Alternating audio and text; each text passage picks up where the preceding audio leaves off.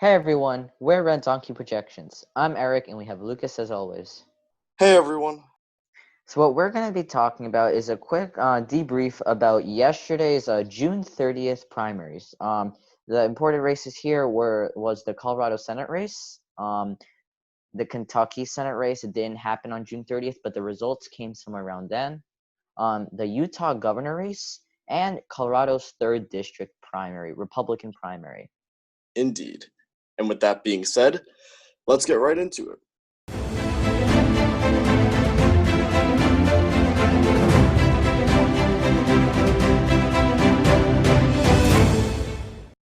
So as Eric mentioned, before we get started today, we know that didn't happen yesterday, but it's important that we take a look at the Kentucky Senate race.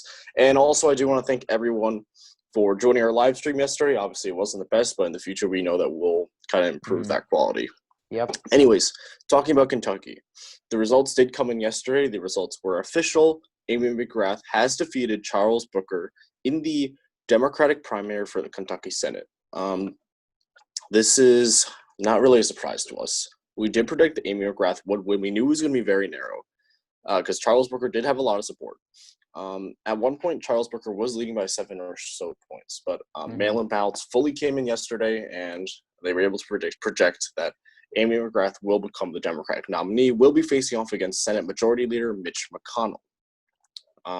Eric, why don't you talk more about this race?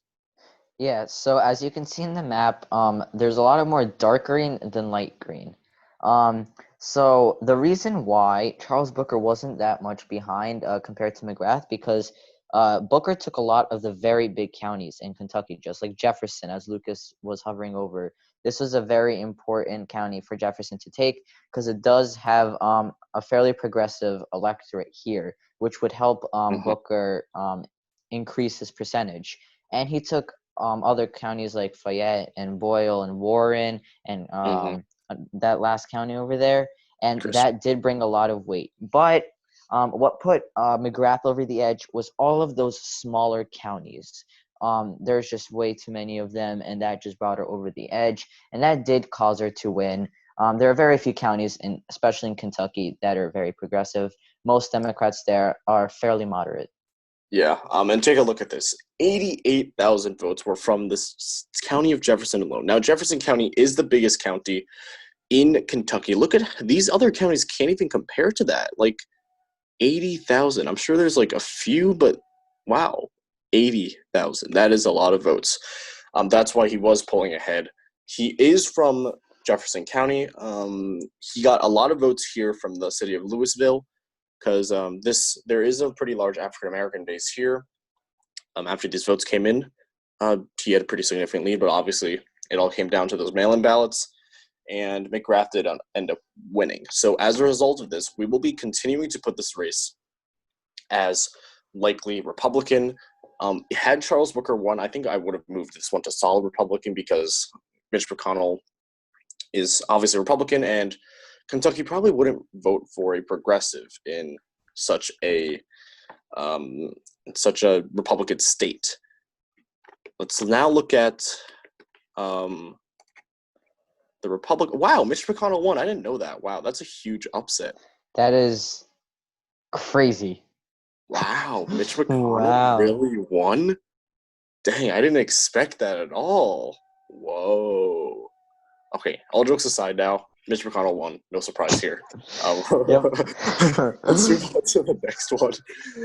Utah governor. The results have not fully came in yet.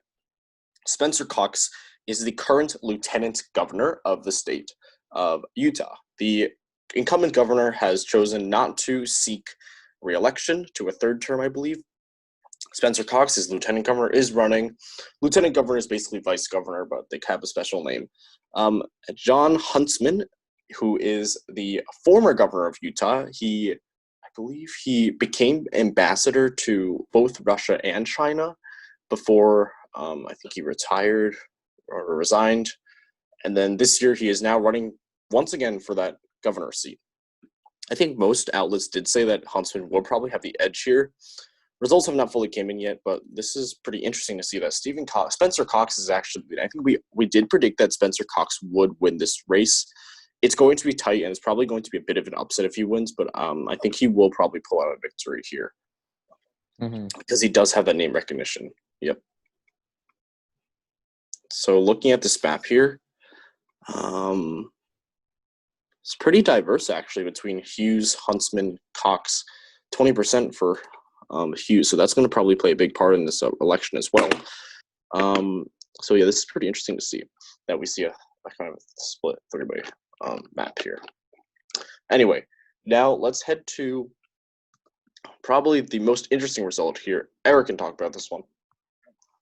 Yeah, so when we were planning our stream, we were planning out how the primaries were going to come in bit by bit, and there was going to be some suspense. Not really. They confirmed Hickenlooper minutes after starting our stream. Yeah. And we were a bit thrown off guard there because, again, it was super quick. But Hickenlooper did win 59-40. This was kind of expected. Although John Hickenlooper was involved in a bit of an ethics issue, it probably wasn't going to stop him that much. I'm surprised that Romanoff was able to take one of Colorado's many districts, and it was actually a fairly big one. Fairly small one. Yeah, well, big one, small populated. So, yeah, I guess it's not that relevant. Yeah. Large in size. Pretty large in size. So, again, Hickenlooper did edge out a win here, and he will be facing Cory Gardner, a staunch Trump supporter, in the 2020 election. Yeah, just some more background here. Andrew Romanoff claims he's a progressive, supports Medicare for All, Green New Deal. I think Hickenlooper is a little bit more moderate. If Romanoff won, I think he still would have probably defeated Trump. I'm sorry, Gardner, with the reason being that Colorado has swung to be a pretty Democratic state, and Cory Gardner won in a red wave year, so that definitely helped him. So it wouldn't be surprising if Romanoff would be able to oust him himself. Now, Hickenlooper, I do think, is the better candidate. Yes, he had that ethics issue. That's why we kind of thought it was going to be a little bit closer, but obviously it didn't end up being like that. Because one, Hickenlooper was the former governor of Colorado. He has a lot of name recognition from that. He was a recent governor, ran for president in 2020, also got a lot of name recognition from that. And to add on to the governor point, he was one of the most popular governors in the U.S. at the time. So, and also helping him is that this is obviously now a Democratic state, fairly Democratic. So overall, I think the state will be likely Hickenlooper in the general election. And I think, is this the last one? I believe this is the last one we're discussing here. Yep. We're heading to Colorado again. This one was probably the biggest upset to that yesterday night so far. We were not expecting this. We didn't make a prediction on this directly, but we were kind of expecting Tipton to kind of win here. Just for some background, Tipton is the current congressman from Colorado's 3rd district, and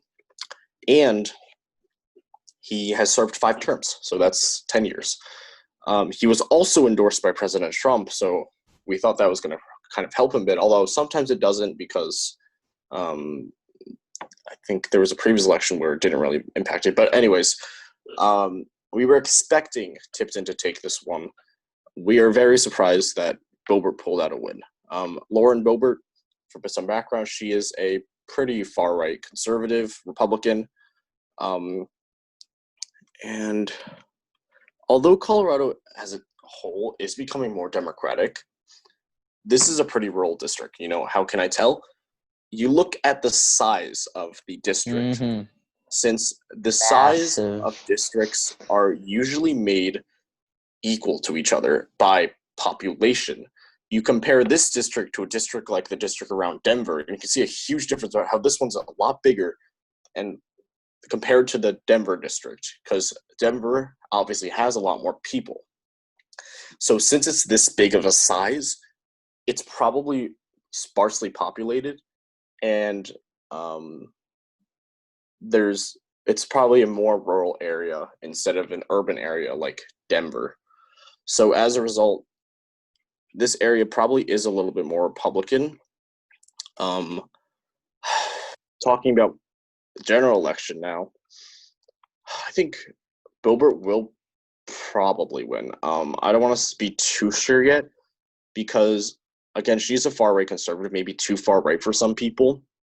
Looking at the predictions from like experts like Cook, Savado's crystal ball, they all put it as likely or solid Republican. Now we have to take into account that was primary. So if I think they were assuming that Tipton would be the nominee because that's what a lot of people assumed.